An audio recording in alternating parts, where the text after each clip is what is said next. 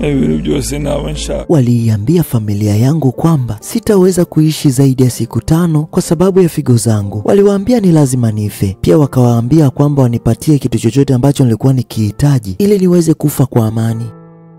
Umwana nasanze yarabyimbye cyane yenda guturika. Walipomleta mwanangu nilihisi huzuni sana, na baada ya kumuona nilikosa kabisa cha kufanya. Mwili wa mtoto wangu ulikuwa umevimba sana, yani unaweza ukasema unataka kupasuka. Kila mtu anataka kuishi kwa muda mrefu. Nina uhakika hakuna mtu ambaye atasema nataka nife nikiwa na miaka 50 au vinginevyo. Lakini ungefanyaje baada ya kuambiwa kuwa una siku chache tu za kuishi? Ni swali gumu sana kwako na pia hata kwangu. Lakini kijana huyu aliambiwa ana siku chini ya 5 za kuishi, lakini leo ni miaka 5 tangu siku hiyo aambiwe, na bado mpaka leo yuko hai. Ndwaye mpyiko ngomba gupfa. Una minsi 5 namara, ngo na minsi 3 namara.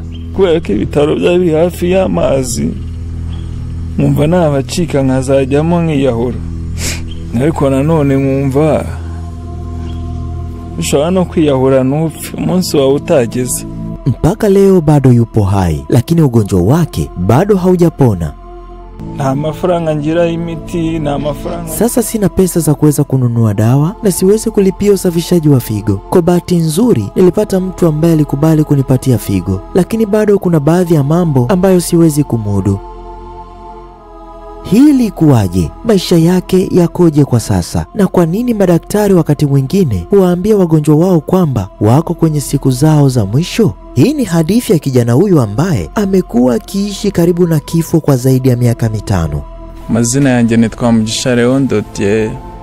Jina langu ni Mugisha. Baada ya kumaliza shule ya sekondari, nilianza kuugua ugonjwa wa figo. Nilikuwa na afya nzuri tu, lakini ghafla nikaanza kujisikia mgonjwa mara kwa mara. Nilijisikia dhaifu sana, mchovu na sikuweza kula vizuri. Nilienda kwa daktari. Walisema presha yangu ya damu ilikuwa juu sana na walinishauri kunywa maji mengi zaidi. Nilijaribu kuwa mvumilivu na mwenye nguvu, lakini bado nilikuwa sijisikii vizuri. Nilinunua dawa fulani zilizonisaidia kidogo, lakini kiukweli mara kwa mara nikawa najisikia vibaya. Kwa kuwa madaktari hawakuweza kugundua shida ilikuwa ni nini, waliendelea kufuatilia presha ya damu yake, lakini kwa sababu aliendelea kunywa maji sana, basi kitendo hiko kikaendelea kuharibu figo zake kila siku. Yaani ni kama vile kumwaga petroli kwenye moto. Alikuwa akiwasaidia familia yake, lakini alipokuwa anazidi kuwa mgonjwa hakuweza kufanya jambo lolote. Nitwa Nyirabizimungu Claudine. Jina langu ni Claudine na nina watoto 6 akiwemo huyu. Mwaka 2019 mwanangu alianza kuugua na sasa ni miaka 5 na siku so nyingi tutaingia mwaka wa 6 wa kupambana na huu ugonjwa. Hali yake ilikuwa ni ya kushangaza sana kwa sababu mwanangu hakuwa mgonjwa mara kwa mara. Tunaishi kijijini, kwa hiyo tuna kazi mbalimbali za kufanya na mwanangu alikuwa akinisaidia kila siku. Lakini siku moja alisema kwamba anajisikia vibaya sana, mwili wake ulikuwa ukichoka sana, na tulipofika nyumbani ghafla alianguka chini. Tulimpeleka hospitalini na walimsaidia kiukweli, lakini walisema ana tatizo la presha. Tulikaa hospitalini kwa mwezi mzima ambapo walikuwa wakimtibu presha tu, kisha tukarudi nyumbani. Baada ya muda mwanangu alikuwa anajisikia vizuri na alitaka kwenda mjini kutafuta kazi kuweza kujipatia riziki ambayo tulikuwa tukipata kila siku. Kwa kuwa alijisikia mwenye nguvu tena, nilimruhusu aende.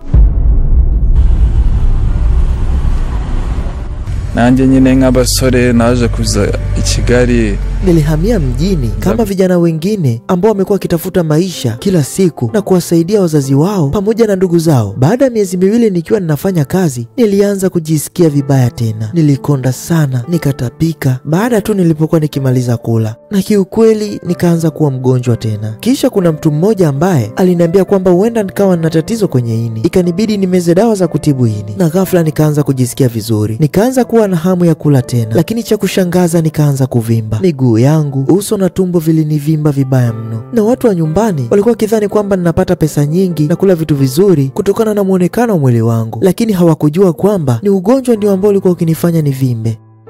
Kulingana na sayansi, figo zako zinaposhindwa kufanya kazi, zinaweza kushindwa kuondoa maji mengi mwilini kama zinavyopaswa kufanya. Hii husababisha uvimbe kwa sababu maji mengi hukusanyika kwenye tishu zako na huzifanya zionekane zimejaa na kuvimba. Lakini watu ambao hawakujua nini shida, walidhani kwamba nimenenepa tu. N'umuvuduko w'amaraso. Presha yangu ya damu ilipanda sana hadi macho yangu yakashindwa kuona. Nilikuwa nakaribia kupata upofu kwa kuwa sikuwa na familia yoyote karibu wakati nikiwa mjini.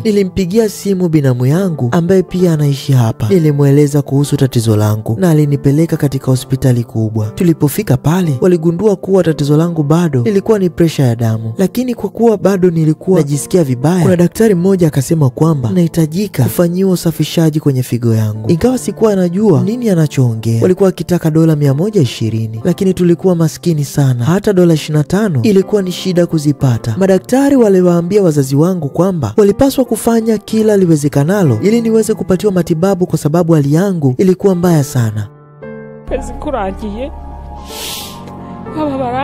Mwanangu alikuwa hospitalini kwa mwezi mmoja, lakini siku zilikuwa zinazidi kwenda akiwa hospitalini. Baba yake na mimi tulikuwa tunahangaika kutafuta pesa za kuweza kulipa hapo hospitalini na kwa ajili ya dawa. Kisha walisema anahitaji usafishaji wa figo, na hiyo ilikuwa ni mara yangu ya kwanza kusikia hivyo. Alikuwa anazidi kuvimba mwili. Walisema kwamba endapo tutachelewa kulipa fedha hizo, basi ataendelea kuvimba mwili. Lakini nilichanganyikiwa kwa sababu kwa kawaida mara nyingi watu huendelea kukonda pale wanapoumwa, lakini sio kunenepa. Inakuwaje mwanangu anazidi kunenepa? Na mwisho wa siku nikakata tamaa kabisa. Niliomba hospitali wamrudishe nyumbani ili awe karibu yangu na pia nimpeleke kwenye hospitali ya karibu na nyumbani. Nilipomwona mwanangu, moyo wangu ulivunjika kwa jinsi alivyokuwa anaonekana. Kiukweli alikuwa amevimba sana na nikagundua siwezi kumtunza nyumbani kama nilivyokuwa nimepanga. Nikatayarisha haraka usafiri.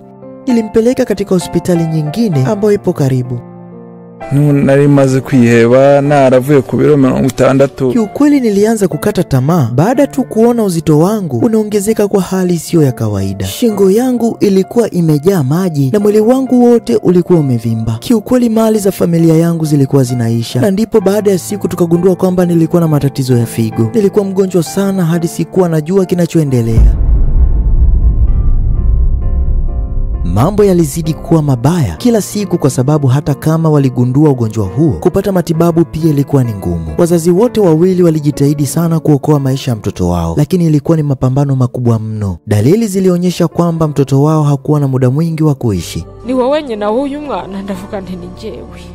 Nilienda hospitalini alipokuwa anatibiwa mwanangu na nikaendelea kumwangalia. Baada ya mwezi mmoja, madaktari walitaka kuzungumza na mimi ana kwa ana. Waliuliza kama yule ni mtoto wangu. Nikasema ndiyo, ni mtoto wangu wa kwanza. Kisha wakanieleza kuwa wakati umefika. Kama bado sijafanya chochote kwa ajili ya mwanangu, basi nifanye kila kitu kwa wakati huo, kwa sababu hakuwa na muda mwingi na wakasema kwamba anakaribia kufa. Walinishauri kwamba nisimkataze chochote alichokuwa akitaka ili afe kwa amani. Ati mwana wawe na minsi 5 yamara. Waliiambia familia yangu kwamba sitavuka siku 5 kwa sababu figo zangu zilikuwa zimeharibika vibaya mno. Walitaka familia yangu inipe kila kitu nilichokuwa nikikitaka ili niweze kufa kwa amani bila wao kubeba hatia yoyote. Niliendelea kujitahidi na nilijifanya kama vile sijui chochote kinachoendelea. Hospitali ilikuwa karibu na ziwa na nilifikiria kujiua kwa kuruka ndani ya maji, lakini pia nisingeweza kufanya hivyo kwa sababu sikuwa na nguvu yoyote ile, na pia nilishajaribu mara kadhaa kujiua lakini sikuweza kufanikiwa. Niliendelea kuwa mvumilivu nikiamini kuwa huenda kuna njia nyingine Mungu angeweza kunisaidia, lakini nilikuwa na maumivu makali sana kihisia na mwili wangu.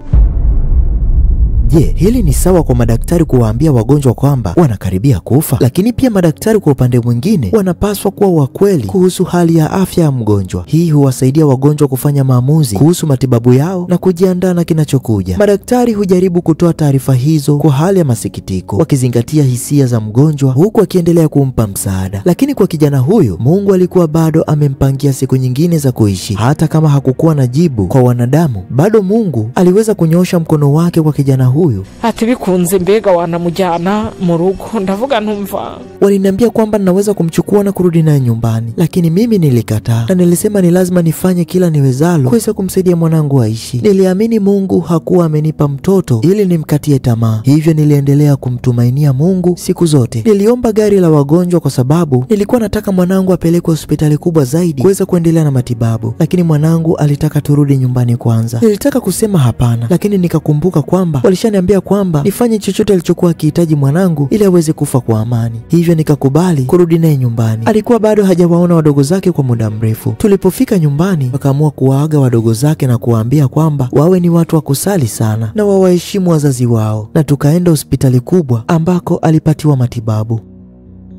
Mama wanje nyiruka hari umwe kugeza na n'ubu. Mama yangu alifanya kila kitu alichoweza kuhakikisha ninapona. Nilipofika hospitalini nilianza kupata matibabu, lakini pesa ikawa ndio shida. Tulilazimika kuuza mali zetu zote ili kuweza kupata kifaa kilichokuwa kinagharimu karibia dola 400 na matibabu mengine, lakini mwisho wa siku pia tulishindwa kumudu. Kisha baba yangu naye akaugua kwa sababu baadhi ya watu kijijini walimtia hofu juu ya afya yangu. Hivyo mama yangu akabaki peke yake akiniuguza. Nilikuwa nikienda hospitali kwa ajili ya matibabu, na kila nilipokuwa nikienda ilikuwa kigharimu karibia dola 80, ambayo ni sawa kama na 200,000 hivi. Wakati mwingine hapo hospitali nilikuwa nikijifanya kama nimeshakwisha lipa hivi na wakati sijalipa, na nilifanya hivyo ili niweze kupatiwa matibabu. Deni langu liliongezeka kukua mpaka likafikia dola 6,000, ambayo hiyo ni zaidi ya milioni 15. Niliomba hospitali inisaidie na mwanzoni walikubali, lakini baadaye waligundua kuwa deni langu lilikuwa ni kubwa mno, na hapo ndipo waliponiambia kwamba ni lazima nilipie deni langu lote ndipo niendelee na matibabu. Baada ya hapo hakupata tena msaada wowote, ingawa msaada huo ulikuwa ni wa muhimu sana kwa ajili ya kuokoa maisha yake. Familia yake haikuweza kumsaidia kwa sababu walikuwa mbali na mji. Alijikuta akikaa mjini kwa msaada wa mtu mwingine ambaye alikuwa na moyo wa huruma tu, huku akiendelea kutafuta matibabu. Mama n'umugabo wakaba n'umugore. Nyumbani mama yangu ndiye aliyefanya kazi ili kuweza kunihudumia mimi na wadogo zangu, na hiyo ni kwa sababu baba yangu kwa wakati huo hakuweza kunisaidia chochote kile kutokana na afya yake kuwa mbaya. Mwanamke mmoja aliona hali yetu na ndio maana akanikaribisha nyumbani kwake ili niweze kupata chakula. Ndio maana umenikuta hapa. Yuko hapa akipatiwa msaada, lakini haitoshi kwa sababu matibabu yamesimama na ugonjwa unazidi kuwa mbaya. Kuna mtu mwenye moyo wa huruma ambaye amekubali kutoa figo yake, lakini kutokana na ukosefu wa rasilimali maisha yake bado yako hatarini. Aliwaomba watu wenye mioyo ya huruma kuweza kumsaidia kwa sababu tatizo pekee kwa sasa ni kukosa pesa za matibabu. Nta mafaranga ngira imiti, na mafaranga. Kwa sasa sina pesa za kununua dawa wala kulipia upasuaji, ingawa nimempata msamaria mwema ambaye anaweza akanisaidia figo yake. Namshukuru sana Mungu kwa kumleta mtu huyo kwenye maisha yangu, lakini kuna mambo mengi ya kugharamia. Hivyo naomba yeyote anayeweza kunisaidia kuokoa maisha yangu aweze kunisaidia. Nataka kuwa na afya tena ili niweze kusaidia familia yangu kama hapo mwanzoni, kwa sababu ugonjwa huu umeifanya familia yangu kufilisika. Madaktari waliniambia kwamba ni lazima nilipie deni la hospitali kabla ya kuendelea na matibabu mengine, yaani kufanyiwa upasuaji. Mumutima wanje nubwo Mtu yoyote mwenye moyo wa huruma anaweza kunisaidia niweze kupata fursa hii ya kurejesha maisha yangu. Kwa kweli ninajihisi kuishiwa nguvu kwa sababu sijui tena namna ya kumsaidia mwanangu. Imekuwa safari ngumu sana kwa muda wote huo na nimekuwa nikihangaika kila siku kwa ajili yake. Mpenzi mtazamaji, jana huyu aliweza kuomba msaada kwa watu walikuwa wakimtazama. Tutarajie mema katika maisha yake. Ukarimu wako unaweza kuwa njia ya kuokoa maisha ya Mugisha na familia yake, hata kwa maombi. Kwa pamoja tunaweza kuwasaidia kuvuka kizingiti hiki na kuunda kesho iliyo bora zaidi. Mpenzi mtazamaji, baada ya kukutana naye kwa mara hiyo ya kwanza, kuna mara ya pili ambayo tutakuletea mrejesho uweze kujua hali yake inaendeleaje. Tuwe na lengo la kutazama video ijayo wakitushukuru kwa moyo mkunjufu. Pia mwekee maombi yako kupitia komenti na Mungu atanyosha mkono wake kwao. Asante kwa kutazama. Mimi ni Francis na hii ni Afrimax Swahili. Usisahau kusubscribe ili uwe wa kwanza kupata video zetu.